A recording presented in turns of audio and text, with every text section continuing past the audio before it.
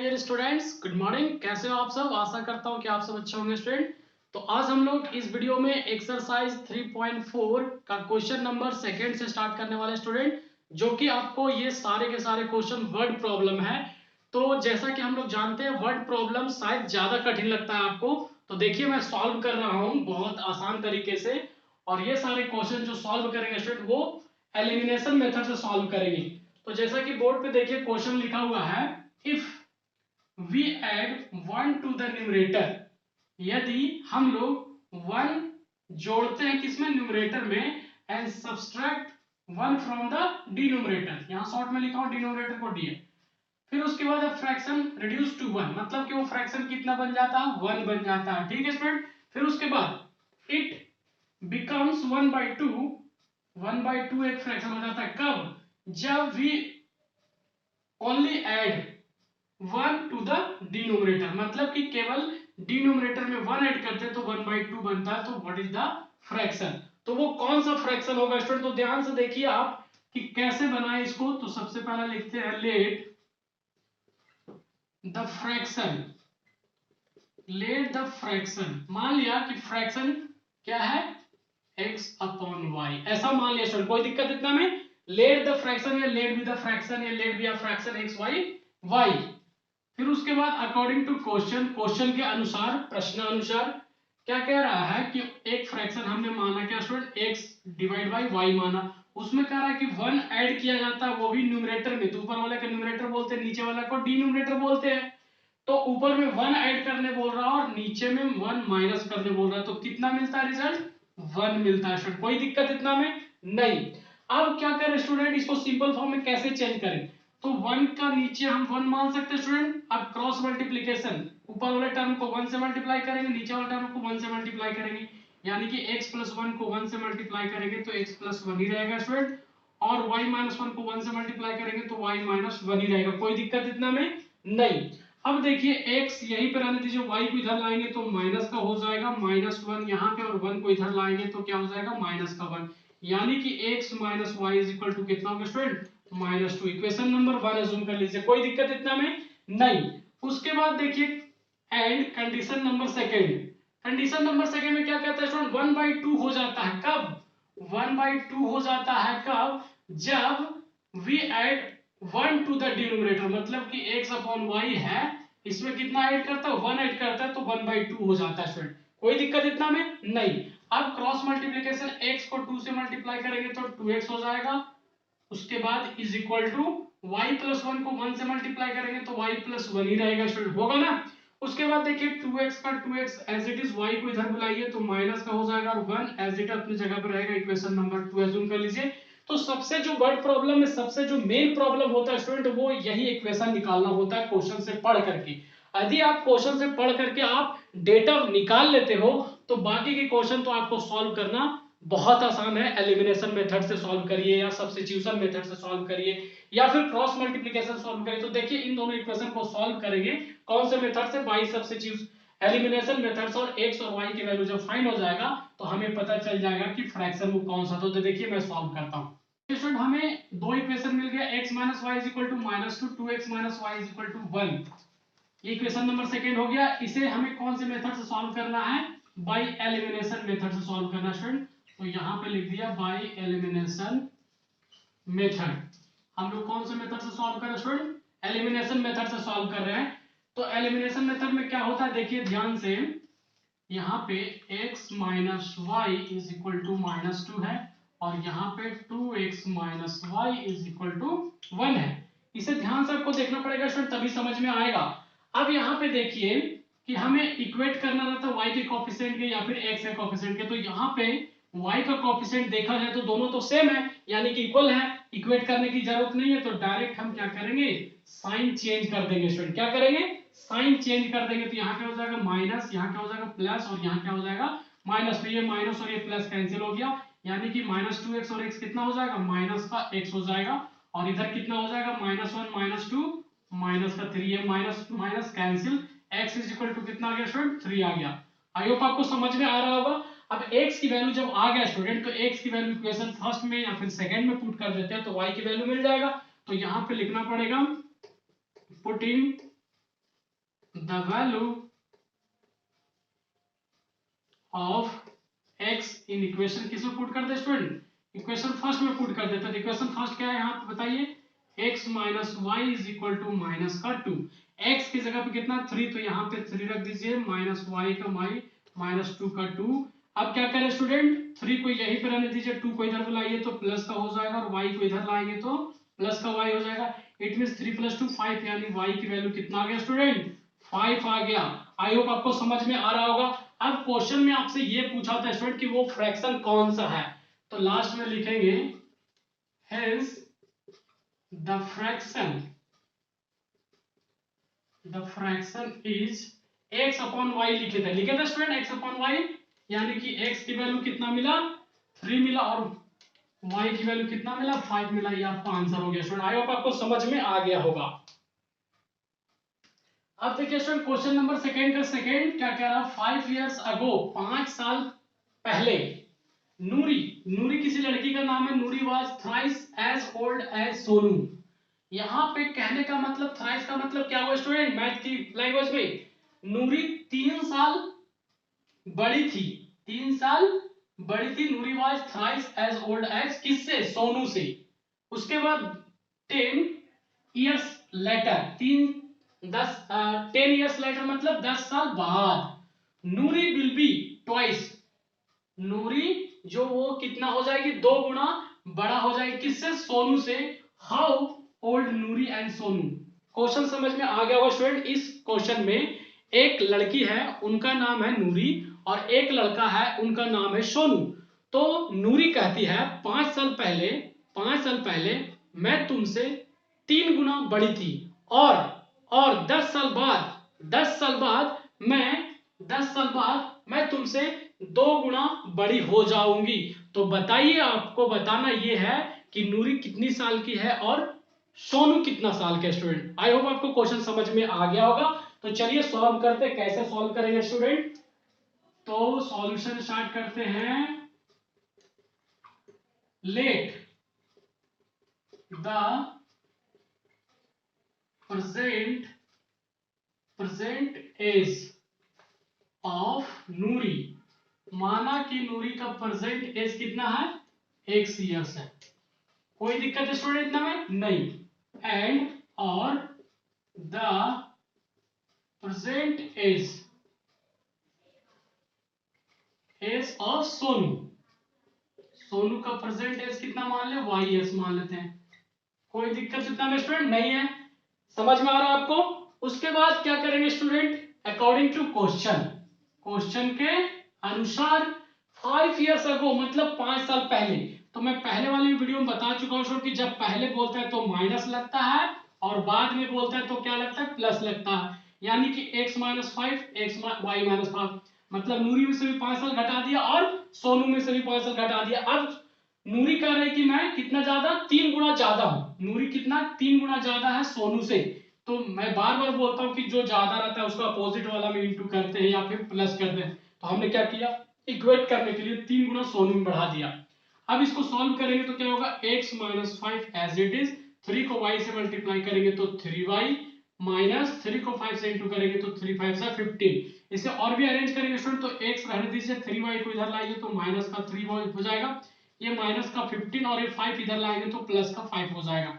It means x - 3y is equal to कितना हो जाएगा स्टूडेंट, माइनस का 10। इक्वेशन नंबर फर्स्ट हो गया। कोई दिक्कत इतना में नहीं, आपको समझ में आ रहा है स्टूडेंट, इक्वेशन नंबर फर्स्ट निकल गया। उसके बाद क्या कह रहा है, 10 years later, 10 साल बाद। 10 साल बाद कहने का मतलब है कि x + 10 और y + 10 दोनों तरफ हमने 10 से प्लस कर दिया। उसके बाद 10 साल बाद नूरी क्या हो जाती है, ट्वाइस एज ओल्ड, 2 गुना बड़ी हो जाती है, मतलब कि 2 गुना ये बड़ी हो जाती है। तो क्या करेंगे, इसमें 2 से मल्टीप्लाई कर देंगे।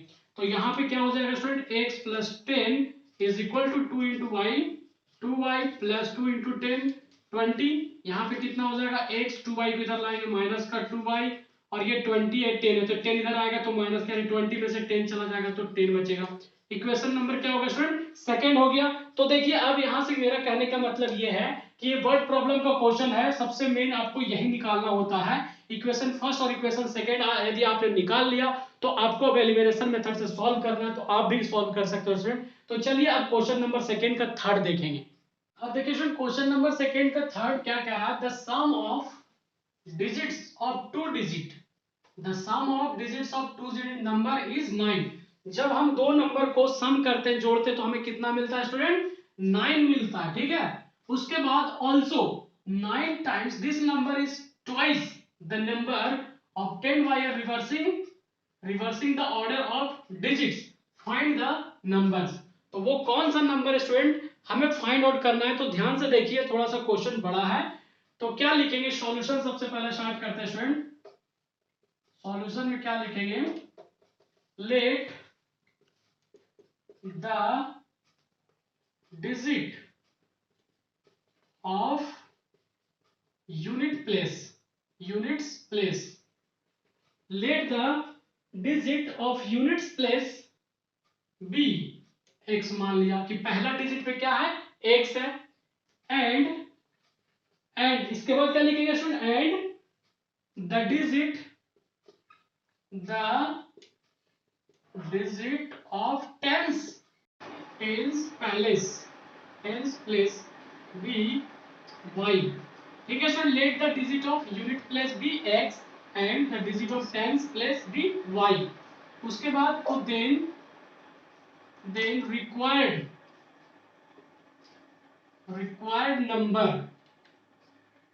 रिक्वायर्ड नंबर क्या हो जाएगा स्टूडेंट, यहाँ पे हो जाएगा 10y plus x।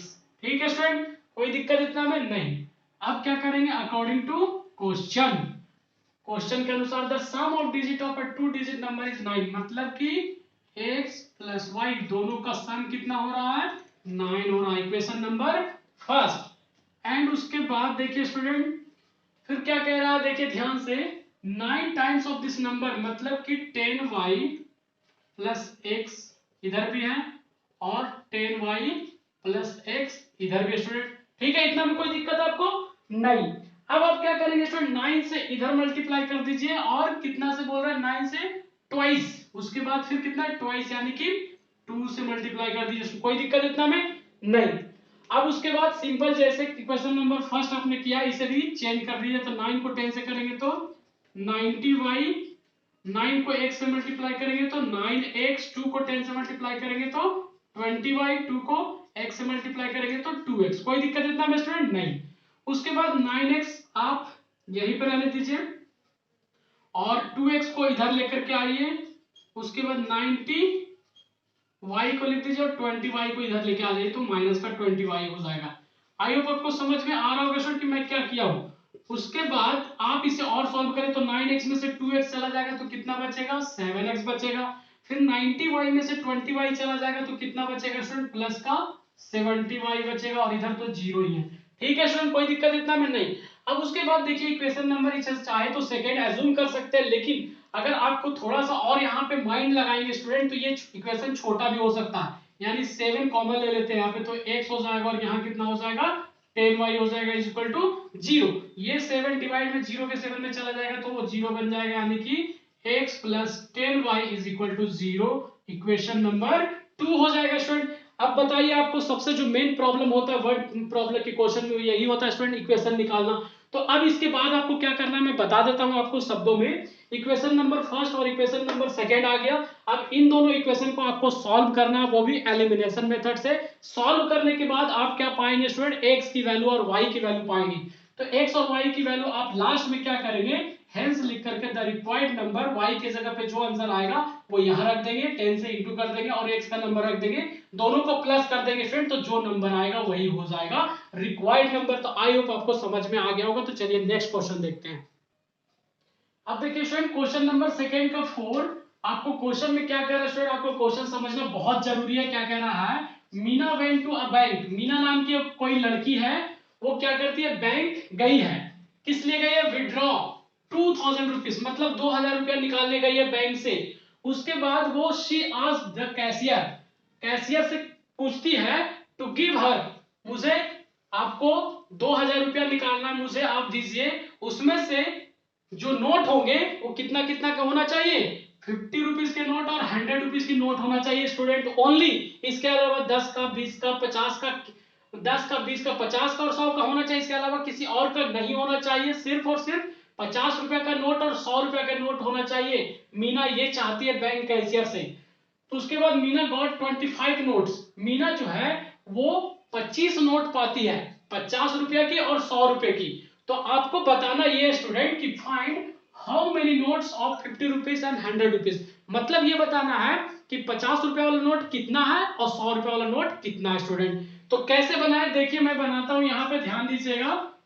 Solution, solution में क्या लिखेंगे, let the number, let the number of ₹50 notes,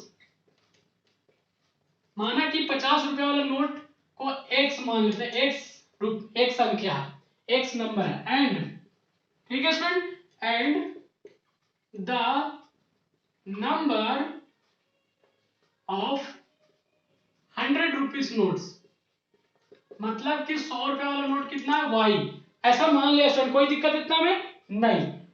according to question, according to question. अब आप बताइए कि एक नोट है जो कितना का है, 50 का, यानी कि 50x हो जाएगा स्टूडेंट, यानी कि 50x हो जाएगा। दूसरा नोट कितना का, 100 का, यानी 100y, और दोनों मिलाकर के कितना पैसा हो रहा है, टोटल 2000 हो रहा है। तो इस इक्वेशन नंबर फर्स्ट अज्यूम कर लिया स्टूडेंट, कोई दिक्कत इतना में नहीं है, कोई दिक्कत है स्टूडेंट नहीं होना चाहिए। अब इसे ध्यान से देखिए, इक्वेशन थोड़ा सा बड़ा लग रहा है। अब बड़ा लग रहा है तो इसे क्या करें स्टूडेंट, थोड़ा छोटा कर सकते हैं, कॉमन लेकर के वगैरह वगैरह, यानी कि इनमें से आप 50 कॉमन ले लेंगे तो यहाँ क्या बचेगा, x, और यहाँ क्या बचेगा, 2y इज इक्वल टू, इधर कितना हो जाएगा स्टूडेंट, 2000। ये 50 डिवाइड में इधर चला जाएगा, इसका मतलब x प्लस 2y यहाँ बच जाएगा, और 2000 को 50 से डिवाइड करेंगे तो कितना हो जाएगा स्टूडेंट, 40 हो जाएगा। अब इसे इक्वेशन नंबर 1 मानिए तो ज्यादा बेटर होगा स्टूडेंट, आपको समझ में आ रहा है।